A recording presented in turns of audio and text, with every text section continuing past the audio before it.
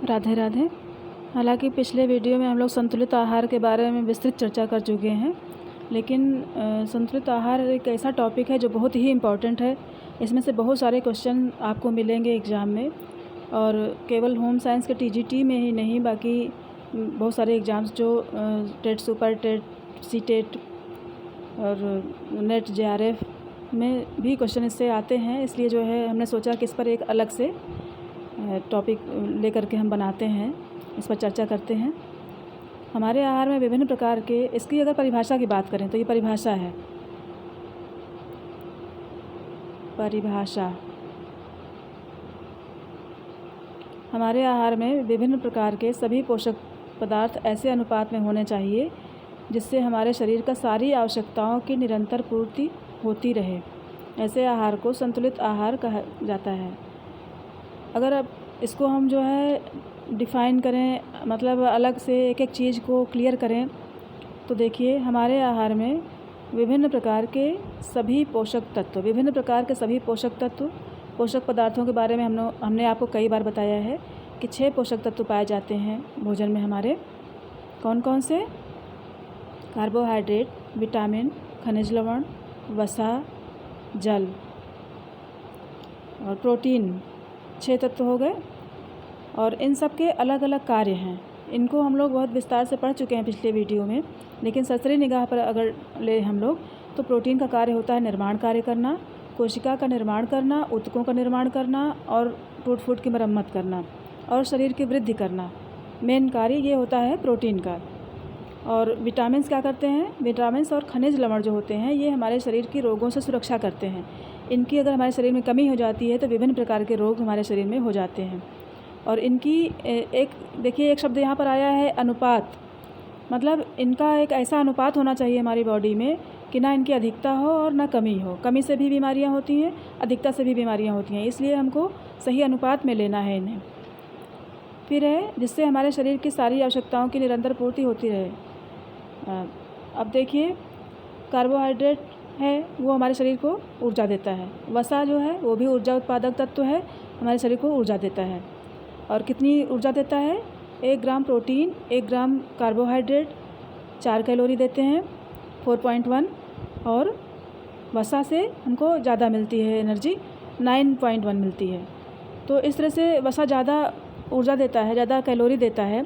इसी वजह से जब हम वसा युक्त या तैलीय चीज़ें खा लेते हैं, चिकनी चीज़ें जिनको हम बोलते हैं, ऑयली चीज़ें, तो देर में पचती हैं, क्योंकि वो देर तक जो है ज़्यादा कैलोरी भी देता है और देर तक उसकी पाचन क्रिया होती रहती है, देर में पचता है। इसलिए बहुत देर तक हमको भूख नहीं लगती है जब हम ऑयली चीज़ खा लेते हैं। तो ऐसे आहार को संतुलित आहार कहते हैं। मतलब ऐसा आहार हो जो निश्चित अनुपात में हो और सभी पोषक तत्व उपस्थित हों, हमारे शरीर की सारी आवश्यकताओं की निरंतर पूर्ति होती रहे।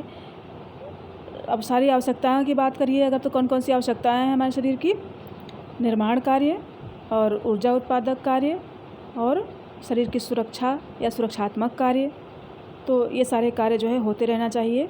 ऐसे आहार को जो ये इन सभी शर्तों को पूरा करता है, इन सभी कार्यों को करता है, उसे हम संतुलित आहार कहते हैं। एक दूसरी परिभाषा और है इसकी,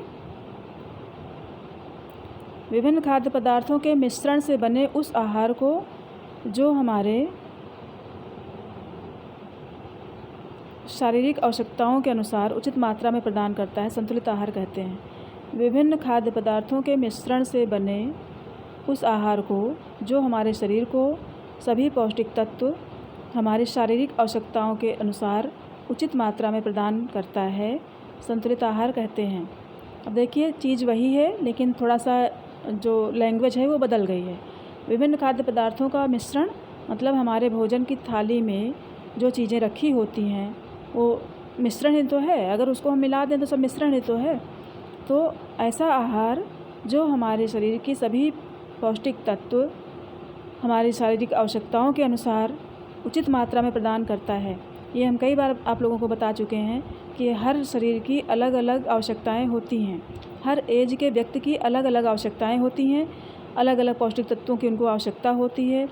तो जिसकी बॉडी की जो आवश्यकता है, जिन तत्वों की जिसको आवश्यकता है, उनकी उचित मात्रा में उनको प्रोवाइड करना बॉडी को, ये भोजन का कार्य होता है। और ऐसे भोजन को जो सभी शारीरिक आवश्यकताओं की पूर्ति और सारे पौष्टिक तत्वों की पूर्ति कर सके, वो संतुलित आहार होता है। फिर है हमारी शारीरिक ज़रूरतें कई कारणों पर निर्भर करती हैं। इसको बहुत विस्तार से हमने पढ़ाया है, आप लोगों को याद होगा। मतलब इसको हम कह सकते हैं संतुलित आहार को प्रभावित करने वाले तत्व, इस तरह से भी कह सकता है, पूछ सकता है। और हमारी शारीरिक ज़रूरतें कई कारणों पर निर्भर करती हैं, एक ये भी है।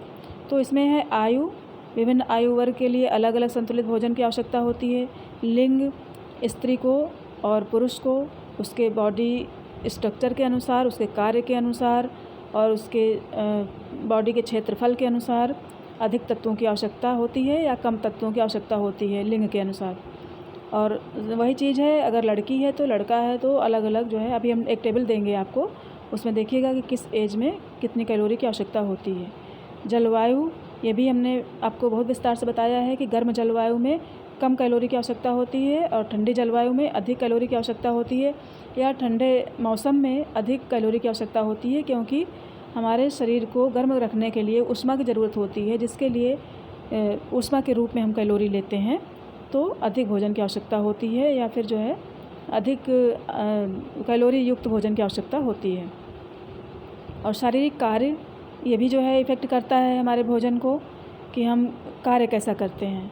अगर कार्य जो है शारीरिक कार्य हार्ड वर्क है, जैसे मज़दूर वगैरह हैं, देखती होंगी आप लोग, तो उनको अधिक कैलोरी की आवश्यकता होती है। वो मात्रा में अधिक भोजन भी करते हैं और उनको जैसे गुड़ है, चना है, क्योंकि अधिक महंगी चीज़ें तो वो अफोर्ड कर नहीं पाते हैं, तो उनको सस्ती चीज़ें चाहिए और कैलोरी वाली चीज़ें चाहिए। उसके आधार पर जो है भोजन दिया जाता है।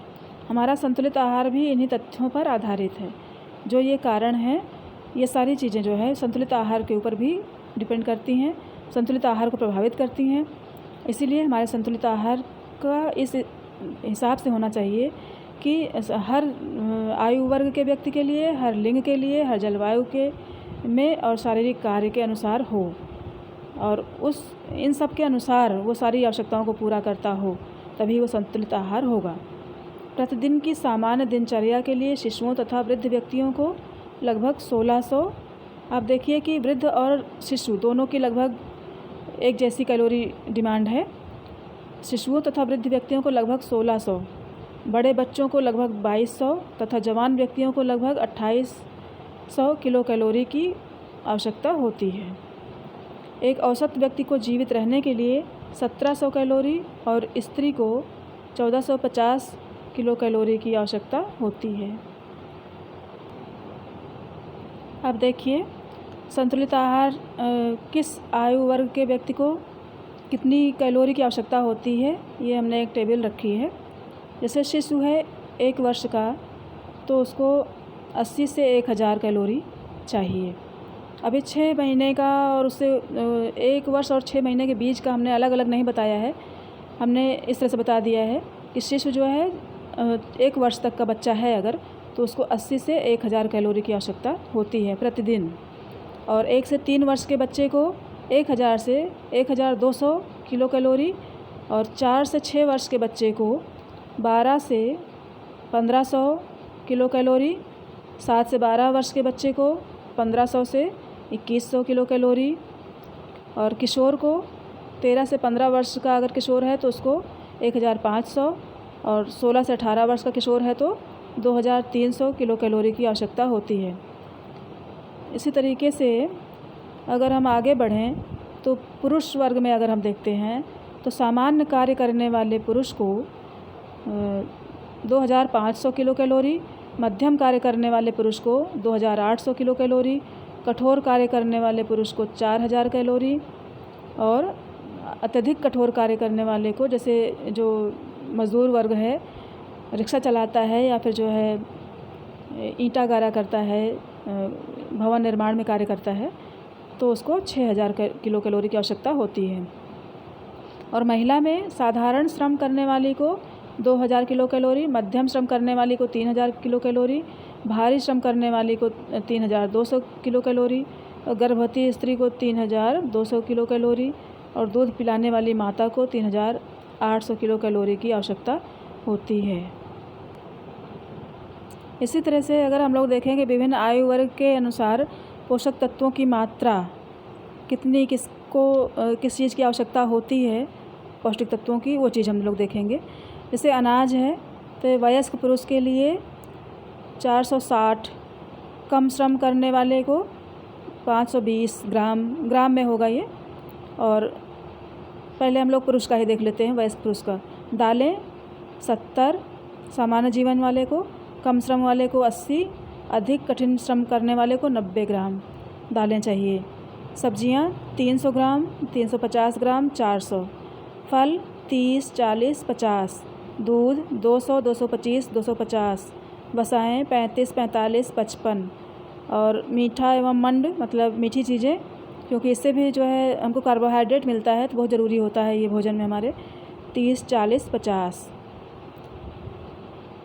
और वयस्क स्त्रियों में अगर देखिए तो अनाज जो है 410, सामान्य इसमें भी वही 3 क्रम है। सामान्य जीवन वाली स्त्रियां, कम श्रम करने वाली स्त्रियां, कठिन श्रम करने वाली स्त्रियां। तो सामान्य को 410, कम श्रम वाले को 440 और 475 ग्राम चाहिए कठिन श्रम करने वाले को अनाज। दालें 60, 70, 80। सामान्य को 60, कम श्रम वाले को 70, कठिन श्रम वाले को 80। सब्जियां 250, 275, 300। फल 30, 40, 50। और दूध 200, 225, 250। वसाएँ 30, 40, 50। मीठा 25, 35 और 45। शिशु को चाहिए जैसे 1 से 3 वर्ष की आयु के बच्चे के लिए और 4 से 6 वर्ष की आयु के बच्चे के लिए, 2 तरह के बच्चों का रखा गया है। तो 175 ग्राम अनाज चाहिए 1 से 3 वर्ष की आयु के बच्चे को प्रतिदिन, और 4 से 6 वर्ष की आयु के बच्चे को 270 ग्राम। दालें 35। और सब्जियां 100, 150। फल 20 ग्राम। दूध 200, 250। और वसाएँ 15, 20। मीठा 15, 20। इसी तरह से लड़के और लड़कियों में अगर देखा जाए तो 10 से 12 वर्ष की आयु के लड़के और लड़कियों को बताया गया है। अनाज 420, 410। और दालें 45, 40। सब्जियां 200, 200। फल 30, 30। दूध 250, 200। और वसा 25, 25। मीठा एवं मंड 25, 25। तो इस तरह से जो है ये टेबल बहुत ही इम्पॉर्टेंट है। इसमें से इसको जो है आप डेली एक बना के रख लीजिए सामने, या कहीं लगा लीजिए, दीवार में चिपका लीजिए, जहाँ ब्रश करती हैं या जहाँ पर जो है आप पढ़ती हैं वहीं पर टेबल लगा लीजिए। डेली एक बार निगाह इस पर डाल दीजिए। कभी कभार जो है इसमें से पूछ लिया जाता है एक अलग से, जैसे आपसे पूछ लिया जाए कि शिशु को 1 से 3 वर्ष की आयु के शिशु को दूध कितने मिलीलीटर चाहिए, तो 200 ml चाहिए डेली, मतलब अनिवार्य रूप से ये इतना कम से कम चाहिए। उससे अधिक तो बच्चों को तो दूध अधिक से अधिक देना है। तो इस तरह से टेबल आप लोग देख लीजिए। उम्मीद है ये वीडियो पसंद आया होगा आप लोगों को। अगर पसंद आया हो तो लाइक, सब्सक्राइब और कमेंट कीजिए, शेयर कीजिए। राधे राधे।